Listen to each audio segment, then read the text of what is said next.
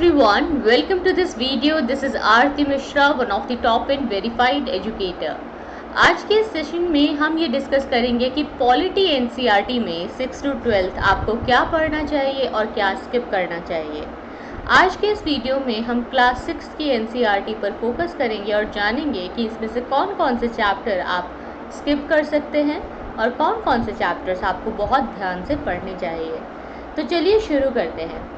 सबसे पहले गाइस आप सभी को बता दूं कि ये जो हमारी सीरीज़ है इसमें हम करने की क्या कोशिश कर रहे हैं कि जो हमारी एनसीईआरटी बुक्स है, अब जैसे कि अब यहाँ पे आज हम लोग क्लास 6 की बुक की बात कर रहे हैं, तो ये जो हमारी बुक्स होती हैं इसमें बहुत ज़्यादा कंटेंट नहीं है। मतलब 6 to 10th क्लास की जो पॉलिटी की एनसीईआरटी है ना, टू बी प्रिसाइज, इसमें बहुत सेलेक्टिव स्टडी करने की ज़रूरत है।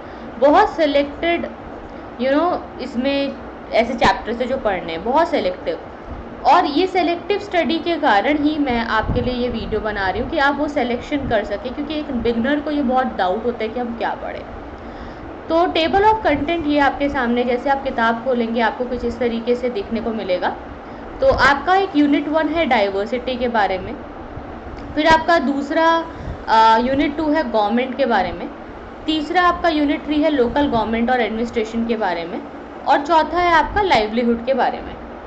अब मैं आपको इसमें से एक चीज़ पहले ही बता दूं कि ये जो आपका ये वाला यूनिट 3 है ना, ये जो 3 चैप्टर हैं, these are the most important chapters, they are the golden chapter. मतलब इसमें आप स्टार लगा लो। ये आपके प्रीलिम्स के लिए भी इम्पॉर्टेंट है, ये आपके मेंस के लिए भी इम्पॉर्टेंट है। ठीक है, अब ऐसा क्यों है मैं बताती हूँ। ये जो चैप्टर है पंचायती राज, रूरल एडमिनिस्ट्रेशन और अर्बन एडमिनिस्ट्रेशन, इसमें आपका जो 73rd and 74th amendment act आया, जिसमें हमने लोकल गवर्नमेंट को बहुत सारे सब्जेक्ट स्टेट गवर्नमेंट से ट्रांसफ़र करके दे दिए, उनका पूरा इसमें व्याख्यान है। और जो लोकल गवर्नमेंट के बारे में एक नॉलेज है वो इसलिए ज़रूरी है क्योंकि ये आपके वर्टिकल डिस्ट्रीब्यूशन ऑफ पावर को समझने में आपकी मदद करता है। तो हमारी जो इंडिया की पॉलिटी है इसमें 2 तरीके से पावर गवर्नमेंट की डिवाइडेड है। एक है वर्टिकल डिस्ट्रीब्यूशन ऑफ पावर, एक है हॉरिजॉन्टल डिस्ट्रीब्यूशन ऑफ पावर। तो वर्टिकल डिस्ट्रीब्यूशन ऑफ पावर जो है इसके 3 हिस्से हैं।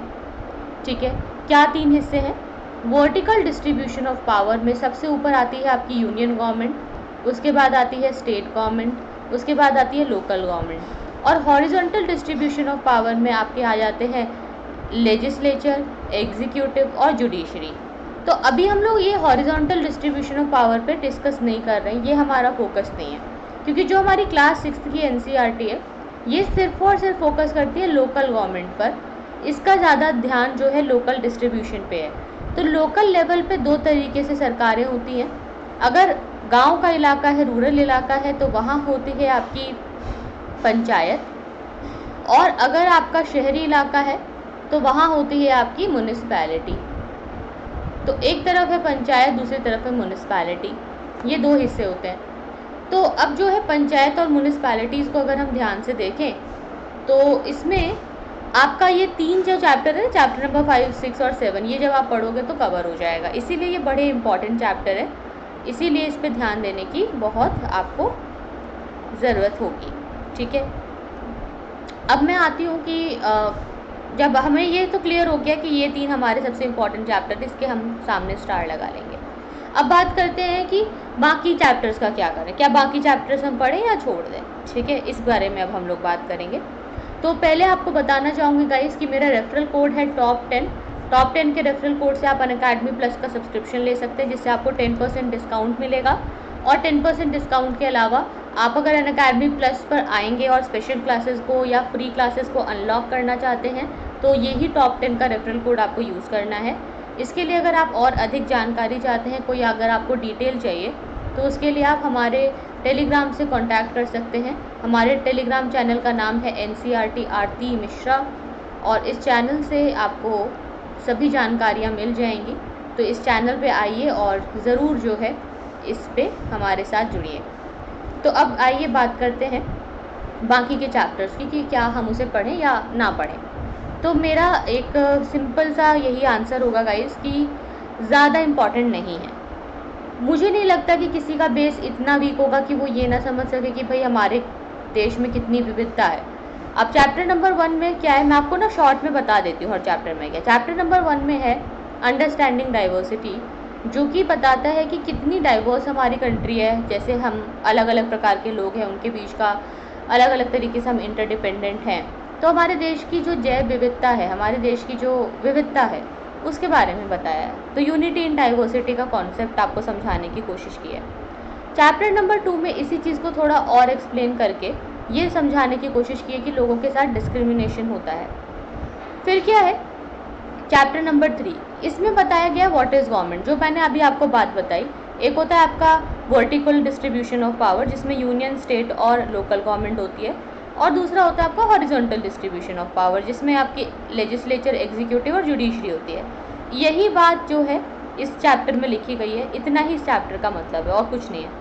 चौथा जो चैप्टर है वो आपको डेमोक्रेसी के बारे में बताता है, जो डेमोक्रेटिक गवर्नमेंट होती है वो क्या करती है, डेमोक्रेसी के क्या मायने हैं, क्यों डेमोक्रेटिक गवर्नमेंट अच्छी होती है।